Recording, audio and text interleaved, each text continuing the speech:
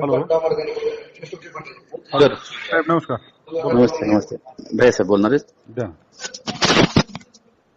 Hello साहेब नमस्कार sir. डोके साहेब, ते उमरत खालशीच्या विषयामध्ये तुम्ही ते ह्याला ते ग्राम रोजगार सेवकला कशामुळे नोटीस काढली? सर ते तक्रार आलेली त्याच्यात. कशाची तक्रार? त्याची तक्रार सही बी आली काही नाही. हो, मग त्याच्यात ज्यांनी- सुनावणी घेतोय, त्याच्यात सुनावणी घेतोय आणि हे करतो पुढची प्रोसेस लिखित साहेब त्याच्यात. डोके, एक तर तुम्ही ना माझ्या मतदारसंघाचा चार्ज मला न विचारता घेतलाय बरं. नाही साहेब त्यात तक्रार आली तुम्हाला नाही चौकशी तर तुमच्या करावं लागलं. नाही तुम्ही एक तर चार्ज मला न विचारता घेतलाय बरं का. तुम्हाला असं वाटतंय ना 6 महिन्यात सरकार आली, तू महाराष्ट्रात कुठं बी असला ना तुला सोडणार नाही बरं का. मी तुला सांगतो, तू हे माझ्या मतदारसंघात तमाशे करू नको बरं का. तुला सांगतो, नाही साहेब आलेलं चौकशी करतो ना, प्रोसेस तर करून घेतो ना. तुझे नाटक मीच बघीन बरं का. मी कुठं जरी गेला तरी तू महाराष्ट्राच्या बाहेर तर जाणार नाही तू. हा,